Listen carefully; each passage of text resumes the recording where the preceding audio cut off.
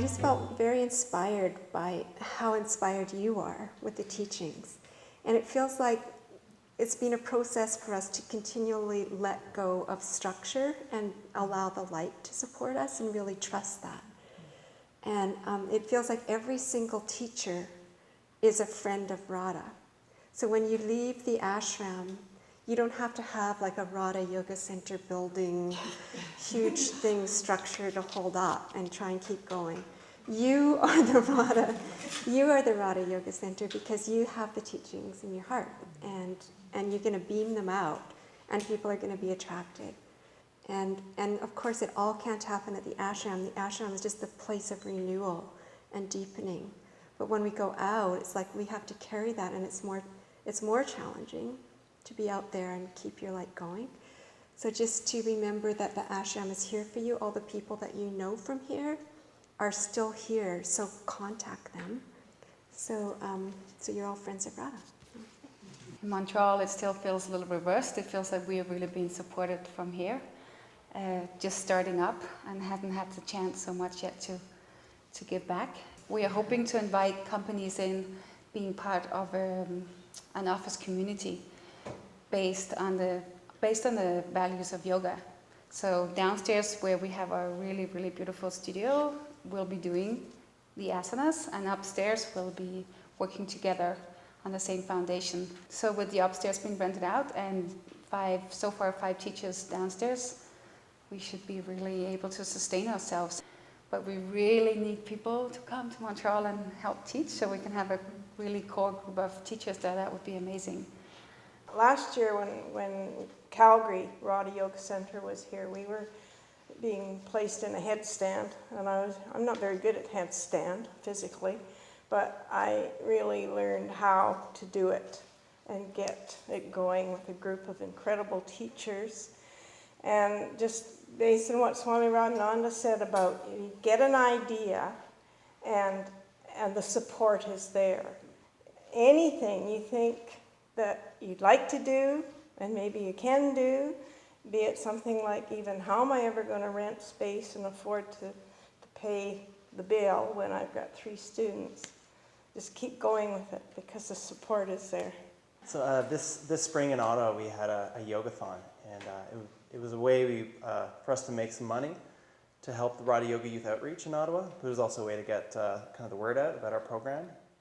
So over a weekend we got 6 studios in Ottawa to donate all the proceeds from their classes to Radha Yoga Youth Outreach, and we got to speak in classrooms and tell people about our programming, and so many people had never heard of, just yoga and youth and outreach kind of all together.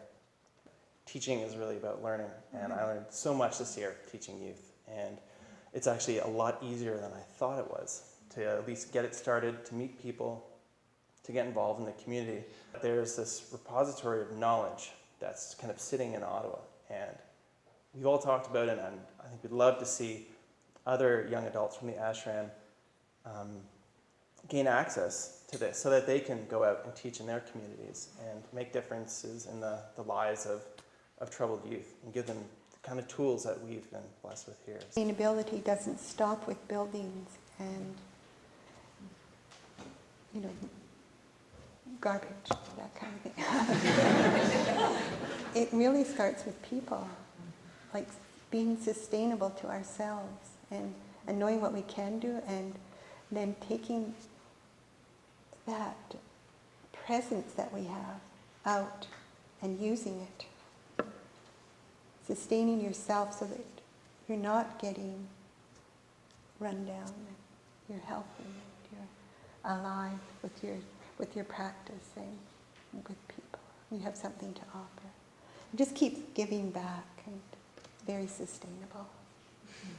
One of the working learning groups last year was a group we called Om Away from Home. And the idea was to see how we could create the infrastructure so that more people could feel comfortable coming back here. What we're planning to do, as you can see in the display in the atrium, is to develop the lands above the Riandel Road that the ashram has owned right from the beginning but has never used. What we now have as the proposal to go ahead in October and build 3 cabins as our phase 1. We think that there could be, within a reasonable amount of time, up to 12 cabins up there.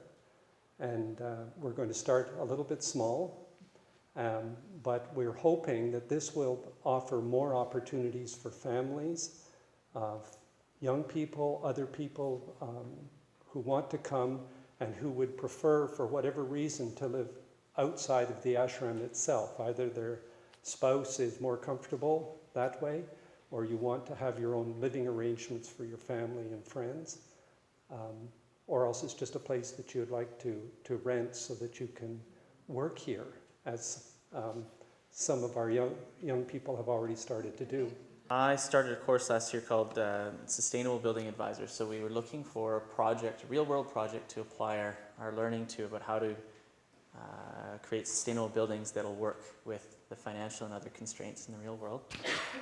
And so this seemed like a natural fit. So we were looking at some ideas for design and sustainable design. So there's sort of a range of different options, and the way it looks right now is that we might try 2 or 3 different options to start. So start with 1 cabin and see how that goes, and from there look at different methods of building and the advantages and disadvantages of both, and try them out. A few other things, we're going to involve karma yoga as much as possible. I don't know if this was already mentioned. So there'll be a chance, as well as to build these sustainable buildings, to build our knowledge base here in building techniques.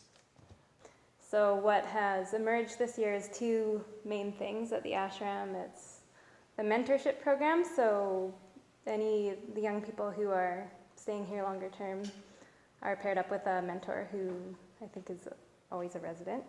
And so they get a lot of support that way in what they're learning and their process. And so there's that. And then also something that's really new this year is that the people who took the YDC and stayed on, and some of the young people who are staying for a longer term commitment are becoming area managers, so they're taking on the day-to-day operations. One of the projects we started this past year, actually just recently, was doing outreach in the U.S. And so Janet Brown and myself did some teaching in other areas of the country. And so we are looking to expand on that. So if anyone has any contacts, knows any Americans who might have an interest, we would just love to hear about it. So we've been working a lot on timeless or publication side of things at the ashram. And what has been in the back of my mind, or the mandate that I always wanted to find, is how to work less and do more, or let the work work for us. And even to the point of thinking of not doing anything, yet publishing books and audio and things like that.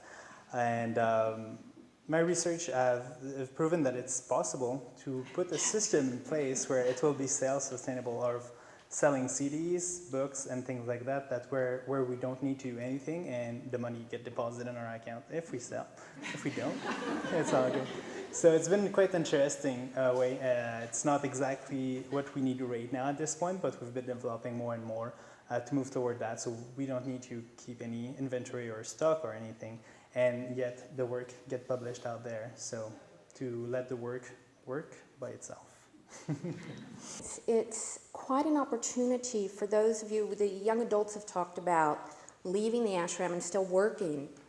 And it's possible, even if you're not a young adult, to come here, to join a committee, and to take that work back home. We'd like to thank everyone for all the donations.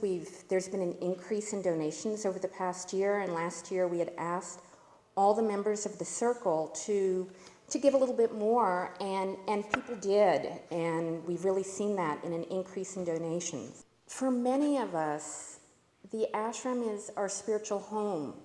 Like, what would we do if the ashram weren't here? And for the ashram to continue to thrive and be brilliant, and to provide a place that sustains all of us, we need to contribute. And even if it's as little as $5 or $10 a month, that can happen.